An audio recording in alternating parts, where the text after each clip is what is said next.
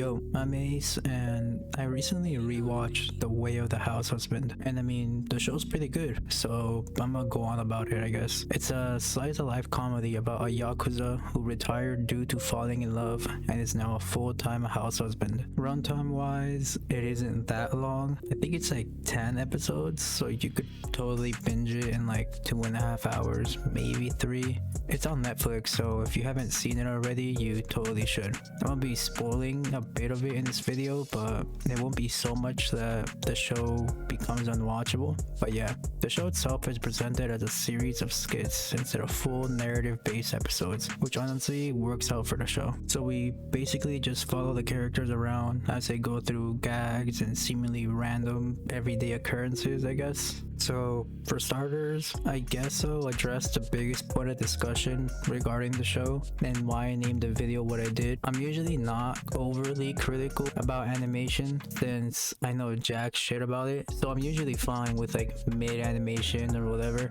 But bro, what this show considers animation is something, dude. I'll flash up clips, but like damn, I've seen shit like this on YouTube as like fan animations for shit. It's literally as if you were watching a colored manga. And I know that's what anime literally is, but I mean, best way I can describe it is the show is animated how I'd imagine a manga panel while reading it. For some, it's a deal breaker, like even just looking on reviews on MAO, there's hella people with this exact criticism. Like this one dude, Rebel Panda, who basically just, to summarize his review, basically just says that fucking Netflix fumbled and that nothing the show is trying to do hits because the animation is so ass. And I mean, I kind of agree to an extent, even though his fucking review is terrible. Like if you actually take the time to read through this shit, he says some fucking moronic ass things. That dude questions if the show is a fucking money laundering scheme, like oh wow, it's fucking hilarious buddy, and then dude goes on to fucking say this stupid ass thing. Let me see, it's fucking an unspoken rule of anime adaptations is to never exactly copy the source material.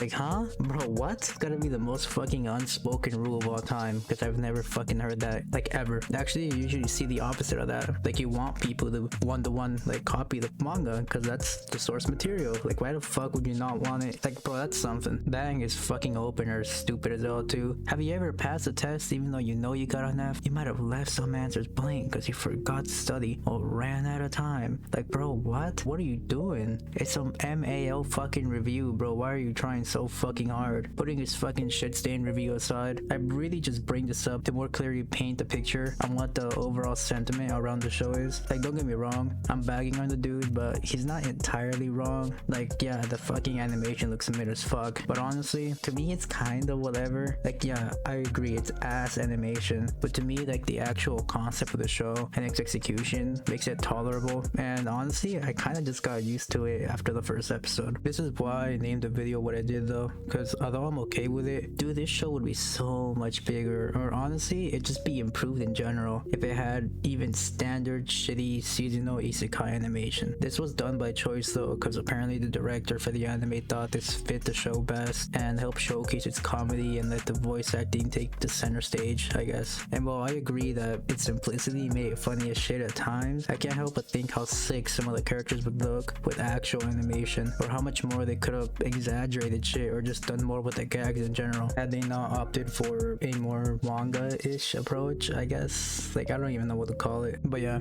if you're able to get past the animation style, which to be fair shouldn't be too hard, you're not exactly putting yourself through the fucking excruciating pain or something by viewing this. The show is pretty charming and honestly funny as shit at times. We follow Tatsu, a retired Yakuza formerly known as the Immortal Dragon, and his wife Miku, as they do just slice of life shit with other recurring characters I'll talk about in a bit. So Tatsu, dude's cool as shit. I love his design. Dude just looks fucking sick. He's also funny as shit. Being a former Yakuza, he'll reference normal things as like Yakuza slang and overall just apply that lifestyle to his married life. So this approach ends up turning something mundane to something funny as fuck. So an example of like a typical gag you'll see in the show would be like Tatsu grows some oregano and then he decides to give it to his friend in the most sketch way possible. You know, pretty like semi-mundane special life shit. But then he suddenly gets harassed by the police because he decides to do it in the most sketch way possible, and giving his appearance and his homie's appearance, they look like fucking Yakuza. The twist then being that, hey,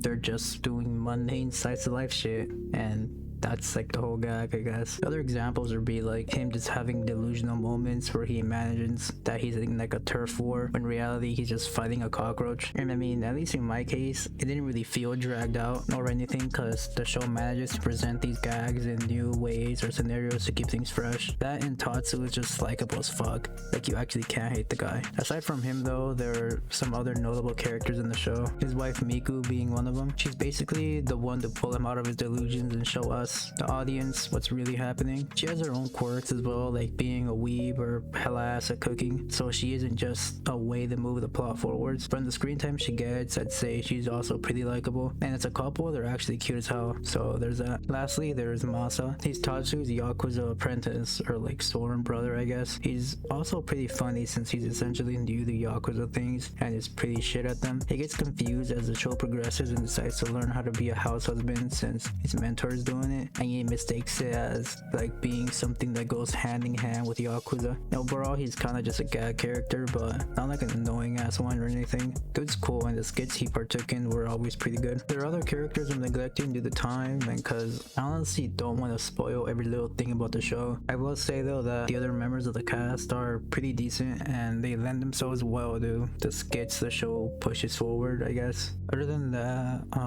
there aren't really any other negative talking points I'd like to hit regarding the show, because other than it being a Yakuza PowerPoint presentation, I don't really think the show has any major flaw or anything that would make it unwatchable. It's literally just a slice of life comedy. So yeah, that's probably all I gotta say about the show. It's genuinely enjoyable and my knowledge isn't talked about as much as it should be, or I guess would be if, you know, it wasn't a fucking PowerPoint presentation. And yeah, expect another video soonish. I was gonna post this one sooner, but some unforeseen things took place and I had to push this back. This video is also probably short as fuck. I don't really feel like I've been talking all that long, but I guess we'll see. Regarding my next video though, not too sure what I'm gonna do for the next one, but I'll probably figure it out soonish. Definitely look out for it though. For sure though, you should like the video, comment if you want, share the video around, or just the channel in general to be honest, and you know, you should totally subscribe. I'm trying to grow, so that'd be cool.